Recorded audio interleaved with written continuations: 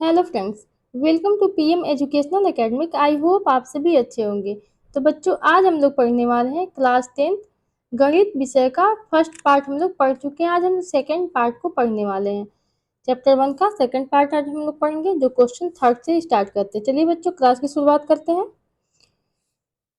HCF और LCM निकालना है, ठीक है। अभाज्य गुणनखंड विधि द्वारा निम्नलिखित पूर्णांकों का एचसीएफ और एलसीएम निकालना है, ठीक है। एचसीएफ मतलब क्या होता है बच्चों? एचसीएफ हमारा जो होता है मौसा बोलते हैं, ठीक है। इसको मौसा बोलते हैं या महत्तम समापवर्त्य बोलते हैं। और एलसीएम जो होता है उसको हम क्या बोलते हैं? लौसा बोलते हैं, जिसको हम लोग क्या बोलते हैं? लघुत्तम समापवर्त्य बोलते हैं। चलिए क्वेश्चन क्वेश्चन की शुरुआत कर लेते हैं। फर्स्ट क्वेश्चन देखिए, फर्स्ट क्वेश्चन हमारा दिया है 12, 15 और 21। इसका क्या करेंगे? पहले हम लोग अभाज्य गुणनखंड करेंगे। अभाज्य गुणनखंड कैसे करेंगे? चलिए करते हैं। देखिए 12, 12 हमारा क्या है? 12 हमारा सम संख्या है। सम संख्या हमेशा सम संख्या से ही डिवाइड होती है।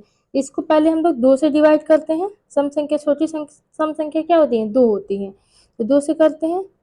2 इंटू 2 इंटू 3। इसको लिख सकते हैं हम लोग, 2 दूना 4, 4 3 12 हो गया ना। तो इसको हम लोग लिख सकते हैं 2 के पावर 2 और इंटू 3, ठीक है। 15 को देखते हैं। 15 हमारी विषम संख्या होती है और साथ में भाज्य संख्या भी होती है, क्योंकि 3 से कट जाती हैं, 5 से भी कट जाती हैं, तो हमारी भाज्य संख्या हुई, ठीक है। और हमारी विषम संख्या भी होती है, बट अभाज्य संख्या नहीं होती है। तो चलिए इसको देखते हैं। 15 कैसे काटेंगे? 3 से। 3 गुणे 5, 5 तिहाई 15 हो गया। अब इसके 21 जो है उसको डिवाइड करते हैं। 21 में हमारा क्या है? विषम संख्या है, ठीक है। और साथ में यह क्या है? ये भी भाज्य संख्या है, क्योंकि 3 से विभाजित हो जाएगी, 7 से हो जाएगी, ठीक है। तो इसको देखते हैं। 3 गुणे 7, यानी कि 7 त्रिकी 21 हो जाएगा ना। 7 त्रिकी 21। अब इसको देखिए, एलसीएम निकालते हैं, यानी कि लघुत्तम समापवर्त्य निकालते हैं। एलसीएम क्या होता है? लौसा होता है, इसको लघुत्तम समापवर्त्य बोलते हैं। तो जितनी भी संख्या है ना, सबको नोट कर लेंगे इसमें, ठीक है। जितनी भी कॉमन संख्या है सबको नोट कर लेंगे। 2 हमारा हो गया। एक बार 2 के पावर क्या हो गया? 2 हो गया, ठीक है। इसके बाद से 3 हमारा आया है। 3 हो गया, एक ही बार लिखेंगे, ठीक है। इसके बाद से क्या है? 5 है। इसके बाद से क्या है? 7 है, ठीक है। 7 हो गया हमारा।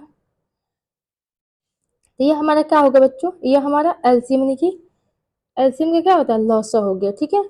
उसके बाद से एचसीएफ देखते हैं। एचसीएफ वह संख्या होती है ना जो तीनों में कॉमन हो, तीनों में आई हो, वो हमारी एचसीएफ होती है। इसको हम लोग मौसा बोलते हैं, ठीक है। जब तीनों में कॉमन रहेंगी वही संख्या मौसा होंगी।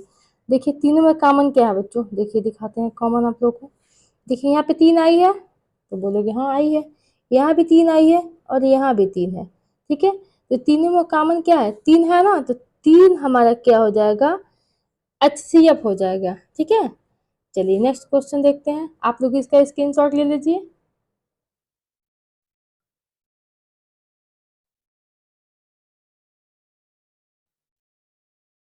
नेक्स्ट क्वेश्चन है बच्चों 17, 23 और 29। इसका क्या करेंगे हम लोग?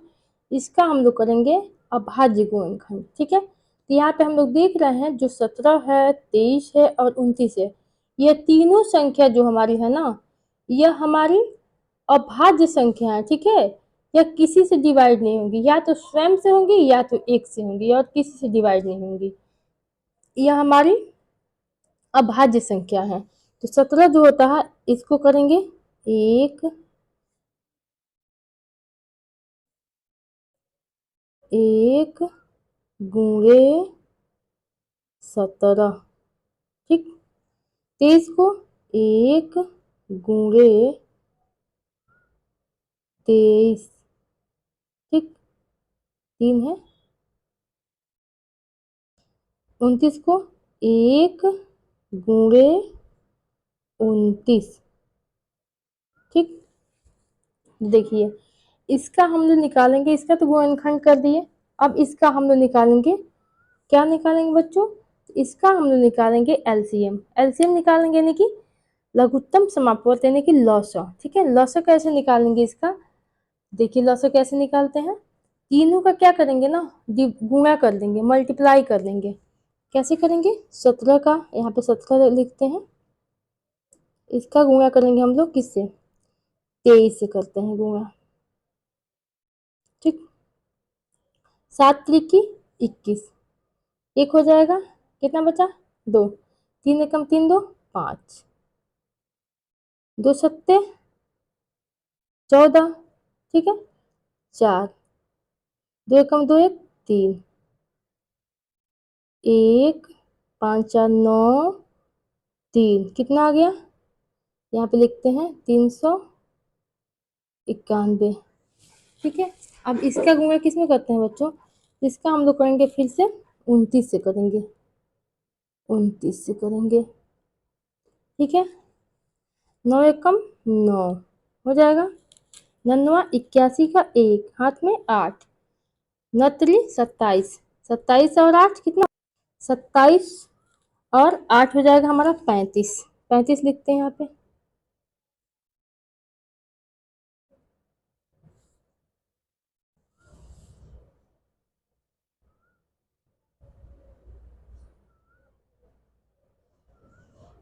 ठीक है, हो गया 35। अब क्या करेंगे, 2 का गुणा, 2 एकम 2, 2 9 18 का 8 हासिल 1, 2 3 6 1 7, ठीक है। इसको जोड़ लेते हैं, 9 2 1 3, 8 5 13 के 3 हासिल 1, 7 3 10 1 11, यानी कि 11 डबल 3 1 9, ठीक है। 11 3 3 9, यह हमारा क्या हो गया, यह हमारा हो गया बच्चों एलसीएम हो गया, क्या हो गया, एलसीएम। इसको लघुत्तम समापवर्त बोलते हैं, ठीक है। और इसका मौसा क्या होगा बच्चों, यानी कि एचसीएफ क्या होगा, तो इसमें कॉमन नंबर क्या है, देखिए कॉमन नंबर सभी में एक है ना, तो हमारा मौसा यानी कि एचसीएफ, एचसीएफ हो जाएगा बच्चों, एचसीएफ बराबर हो जाएगा 1, ठीक है। आया समझ में, चलिए नेक्स्ट क्वेश्चन देखते हैं। नेक्स्ट क्वेश्चन है हमारा 8 9 और 25, 8 9 और 25 का क्या करेंगे हम लोग, अभाज्य गुणनखंड करेंगे, ठीक है। तो 8 को पहले करते हैं, 8 का अभाज्य गुणनखंड, तो देखिए सबसे अभाज्य गुण की 8 हमारे क्या है, सम संख्या है, तो इसको पहले 2 से डिवाइड करेंगे, 2 इंटू 2 इंटू 2, 2 दूना 4, 4 दूनी 8, हो गया ना। 9 क्या है बच्चों, 9 विषम संख्या, इसको करते हैं 3 गुणे 3, क्योंकि विषम को विषम से डिवाइड करते हैं, पता है ना आपको। 25 क्या है, 25 भी हमारी विषम संख्या है और साथ में भाज्य संख्या भी, 9 और 25 जो है भाज्य संख्या भी है विषम संख्या भी है, ठीक है। बट सम संख्या और अभाज्य संख्या नहीं है, क्योंकि ये जो सम संख्या होती तो 2 से डिवाइड हो, 2 से डिवाइड नहीं हो सकती, इसलिए सम संख्या नहीं है। और अभाज्य संख्या नहीं है क्योंकि ये स्वयं से ज्यादा भी डिवाइड हो सकती है, जैसे कि 3 से 9 डिवाइड हो सकता है, 1 से भी डिवाइड हो सकता है, ठीक है। और 25 5 से भी डिवाइड हो सकता है, ठीक है। इसीलिए ये हमारा विषम संख्या है। तो देखिए 25 को कैसे करेंगे, 5 इंटू 5 इंटू 5, क्या हो जाएगा, 25 हो जाएगा ना। तो चलिए यहाँ पे देखिए 2 को लिख सकते हैं हम लोग, क्या लिख सकते हैं, 2 को 2 के पावर 3, क्योंकि 3 बार 2 आया है, और गुणे कुछ नहीं है तो 1 लिख सकते हैं, ठीक है। यहाँ देखिए 3 के पावर 3 लिख सकते हैं, कुछ नहीं है तो गुणे 1 लिख सकते हैं, 5 के पावर 5, 5 के पावर 2 लिख सकते हैं, सॉरी 3 के पावर 2 होगा ना, सॉरी बच्चों, क्योंकि 2 ही बार 3 आया है, 5 भी 2 बार आया है, तो 5 के पावर 2 लिख सकते हैं, गुणे कुछ नहीं है तो 1, यानी कि हमारा जो एलसीएम होगा कितना होगा बच्चों, जो हमारा एलसीएम कितना होगा, एलसीएम होगा, इसको क्या करेंगे हम लोग, गुणा कर लेंगे तभी तो एलसीएम निकालेंगे। तो देखिए गुणा करते हैं, 2 के पावर 3 गुणे 3 के पावर 2 गुणे 5 के पावर 2। ठीक, तो 2 के पावर 3 करेंगे तो कितना होगा हमारा, 8 हो जाएगा। और 3 के पावर 2 करेंगे तो कितना हो जाएगा, 9 हो जाएगा। अब 5 के पावर 5 यानी कि 25 हो जाएगा। तीनों का मल्टीप्लाई कर लेते हैं तो कितना हो जाएगा बच्चे, बताइए मल्टीप्लाई कितना होगा। तो देखिए यहाँ पे क्या हो जाएगा, यहाँ पे हमारा 25 हो जाएगा ना, 8 गुणे 9 गुणे 5 25। ठीक है, अब इसका गुणा करते हैं, 8 का गुणा 9 में करेंगे तो 8 9 72 हो जाएगा। ठीक, अब इस 72 के गुणा कितना में करेंगे, 25 में करेंगे। ठीक है, तो आप लोग गुणा कीजिएगा, 25 में करेंगे तो कितना हो जाएगा, यह हमारा आ जाएगा 1800 आ जाएगा। ठीक है, यह हमारा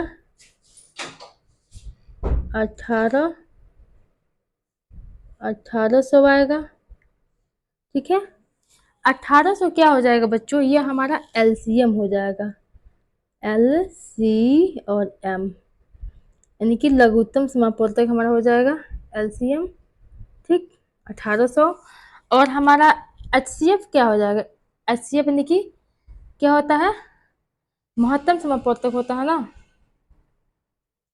तो ये हमारा क्या हो जाएगा, एचसीएफ हमारा हो जाएगा कुछ भी नहीं तो 1 हो जाएगा। एचसीएफ हमारा क्या हो जाएगा, 1 हो जाएगा। ठीक है, चलिए नेक्स्ट क्वेश्चन देखते हैं। नेक्स्ट क्वेश्चन हमारा है चौथा क्वेश्चन। चौथा क्वेश्चन क्या दिया है बच्चों, देखिए दिया है एचसीएफ 306 और 657। ठीक है, इक्वल टू 9। तो एलसीएम ज्ञात करने के बोल रहा है, यानी कि एचसीएफ इतना दे दिया है और एलसीएम ज्ञात करने के लिए बोल रहा है। तो कैसे करेंगे एलसीएम ज्ञात, तो देखिए क्या करते हैं हम लोग, इसको ज्ञात करने के लिए क्या करते हैं, एलसीएम यानी कि इसको ए और बी लिख लेते हैं। ठीक है, इसको हम लोग ए, रुक जाइए, इसको हम लोग ए इंटू बी, ठीक है, ए इंटू बी इक्वल टू हम लोग मान लेते हैं ए और बी। ठीक है, इक्वल टू हम लोग लिख लेते हैं एलसीएम, एलसीएम गुणे एच सी एफ। ठीक है, मान लेते हैं। अब देखिए बच्चों, यहाँ पे जो 306 है और 657 है, इसको ए इंटू बी का मान है। ठीक है, कितना है, 306 इंटू ए की जगह पर 306 लिख देंगे और बी की जगह पर 657 हो जाएगा।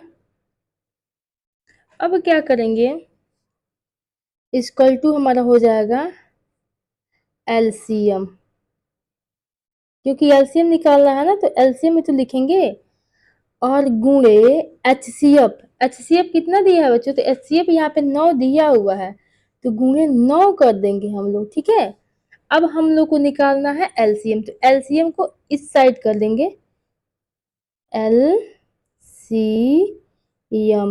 ठीक है, जब एलसीएम को इधर करेंगे तो क्या बचेगा हमारा, तो इस ये जो हमारा है 306, इसको लिखते हैं पहले, 306 गुणे 657। ठीक है, और बट्टे में करते हैं हम लोग 9। ठीक है, अब यहाँ पे हम लोग काट लेते हैं, काट पीट कर लेते हैं। ठीक है, 9 को काटेंगे हम लोग, 9 का भाग देंगे 306 में, तो कितना बार में जाएगा, कितना बार में जाएगा, तो देखिए 9 का 9, 9 दूना 18, 29 27, 9 चौको 36, ज्यादा हो जाएगा, 29 27 यानी कि 3। ठीक, यहाँ पे कितना है 30 है, 3 बचा यानी कि 36 हो गया यहाँ पे। देखिए ध्यान से 36 हो गया ना। 9 चौको 36 यानी कि 4 कितना हो गया बच्चों 34। 34 बार में कट गया हमारा, कट गया 34 बार में। यहाँ पे 34 गुणे 657 कर देंगे। ठीक, जब इसका हम लोग गुणा करेंगे तो कितना आएगा, यहाँ पे देखिए करते हैं 34, यहाँ पे करते हैं आप लोग के लिए 34 में, सॉरी यहाँ पे नहीं, यहाँ पे कर देते हैं 657 को 34 से गुणा तो कितना हो जाएगा, इसका गुणा करेंगे तो 7 चौको 28 का 8, ठीक है, और 5 चौको 20, 20 दो 22, ठीक है, 22 का 2 हासिल 2, नहीं 6 चौको 24 2, 26 से निकले 26 हो गया। देखिए फिर से यहाँ पे दिक्कत है लिखने में, 26 2 8, ठीक है, इतना हुआ ना। अब इसका फिर से गुणा करेंगे या किससे, 3 से करेंगे तो कितना आ जाएगा, ये हमारा आ जाएगा 1, 7 इक्कीस के हासिल 7 इक्कीस के 1 हासिल 2, और 5 15, 15 2 17 का 7 हासिल 1, 36 18 1 19 हो जाएगा। इसको जोड़ लेते हैं 8 2 1 3, 6 से 12 1 13 का 3, 9 2 11, 11 1 12, 12 का 2, ठीक है, और 1 1 2, ये हमारा राइट आंसर कितना हो जाएगा, देखिए बता रहे हैं आप लोग को। राइट आंसर हमारा आ गया बच्चों, कितना आया, देखिए हमारा आ गया राइट आंसर 22। इसके नीचे लिखना, इसके बराबर करके कितना लिखोगे आप लोग, 22 3 3 8, ये हमारा राइट आंसर हो गया। ठीक है, चलिए नेक्स्ट क्वेश्चन देखते हैं। नेक्स्ट क्वेश्चन हम लोग देख लेते हैं बच्चों। देखिए नेक्स्ट क्वेश्चन जो आप लोग का है, क्या दिया है नेक्स्ट क्वेश्चन,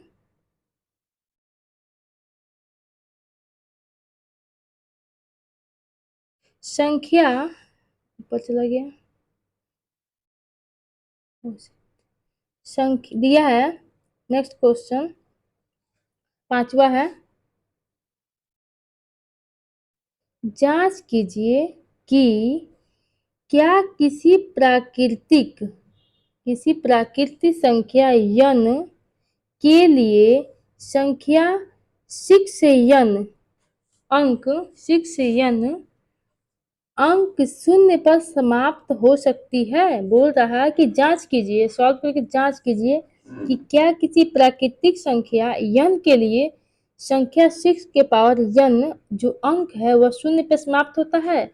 तो 6 का गुणा कभी भी हम करेंगे तो वह n पे समाप्त होगा, बिल्कुल नहीं होगा, क्योंकि देखिए यहाँ पे अगर 6n का अभाज्य गुणनखंड हमने निकाले हैं बच्चों, तो क्या हुआ है 2 × 3 यानी कि 2 गुणे 3 यानी कि 2 तिहाई 6 n हो गया ना। यहाँ पे शून्य तो आ नहीं रही है और ये बोल रहा है शून्य पे समाप्त हो सकती है, हाँ या नहीं, ठीक है, तो नहीं होगी, क्योंकि जब कोई भी प्राकृतिक संख्या शून्य पे समाप्त होती है तो उसके अभाज्य गुणनखंड 2 × 5 होगा, तभी तो शून्य पे समाप्त होगा। 2 5 10 होगा, जब 10 होगा तभी तो हमारा शून्य पे समाप्त होगा। जब 10 नहीं हो रहा है, यहाँ पे 2 गुणे 3 है तो 6 हो रहा है ना, तो कहाँ से हमारा समाप्त हो रहा है शून्य पे, ठीक है, तो यह होगा आपको, अतः 6n शून्य पर समाप्त नहीं होगी। चलिए फ्रेंड, बहुत बहुत धन्यवाद आप लोग के लिए, मिलते हैं नेक्स्ट क्लास में, बाय बाय, टेक केयर।